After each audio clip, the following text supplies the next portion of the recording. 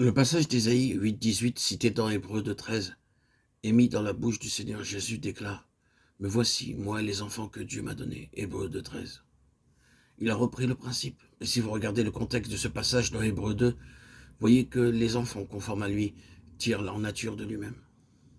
Maintenant, que signifie « moi et les enfants que l'Éternel m'a donnés » Nous sommes des signes et des prodiges. Christ est-il un signe? Pourquoi dans l'évangile de Jean, tout ce qu'il faisait était un signe? Et quel était ce signe? Jésus a fait encore en présence de ses disciples beaucoup d'autres miracles ou signes qui ne sont pas écrits dans ce livre.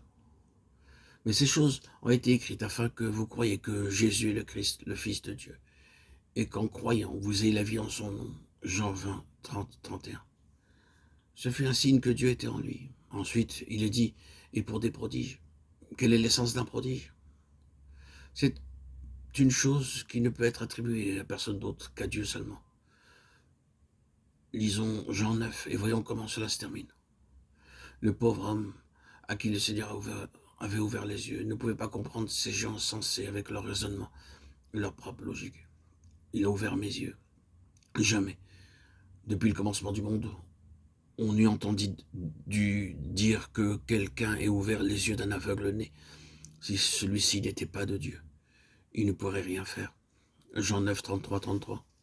30, 33. Ne voyez-vous pas que cela venait de Dieu? Il y a donc ici quelque chose de plus qu'un simple homme. Ils ont exclu cet homme parce qu'il faisait de Jésus Dieu. Ce fut la conséquence des signes et des prodiges. C'est seulement issu du Seigneur. Ah oui, c'est cela la nature d'un vase, d'un instrument qui sert dans le cœur même du dessein de Dieu. Et c'est un chemin très coûteux. Vous n'auriez rien d'ordinaire. Oh, combien nous désirerions que les choses soient facilitées.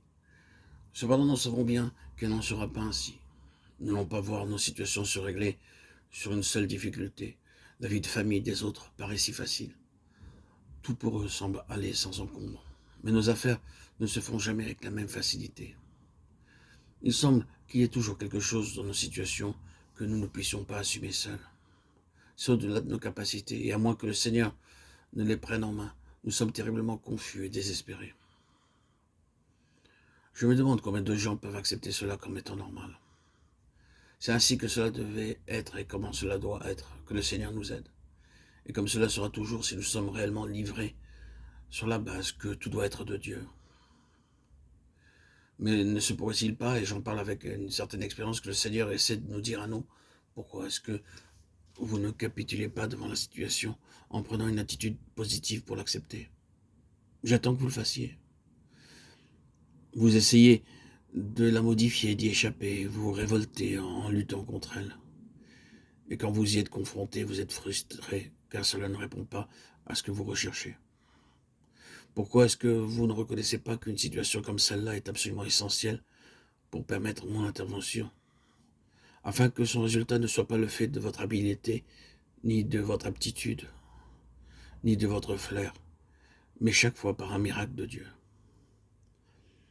Ne devrions-nous pas regarder cela en face, nous qui sommes appelés à vivre dans un domaine où Dieu délibérément veut que nous demeurions sur la base de sa délivrance? Il ne s'est pas permis de marcher à un niveau qui serait commun et ordinaire. Mais cependant, il y a un danger. Nous ne devons pas devenir oisifs et nous asseoir simplement en attendant que le Seigneur fasse des miracles pour nous. Nous devons faire notre part autant que nous le pouvons et coopérer avec le Seigneur dans chaque aspect qui s'ouvre devant nous de manière pratique.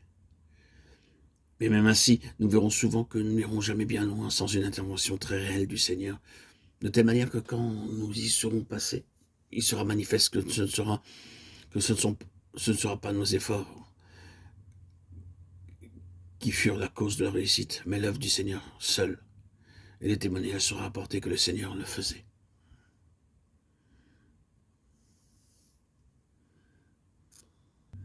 Je me demande si ce que je vous dis peut vous aider ou vous aura aidé.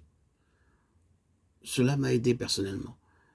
Mais la difficulté pour vous comme pour moi doit être d'accepter cela et de le mettre en pratique. Tout vient du Seigneur.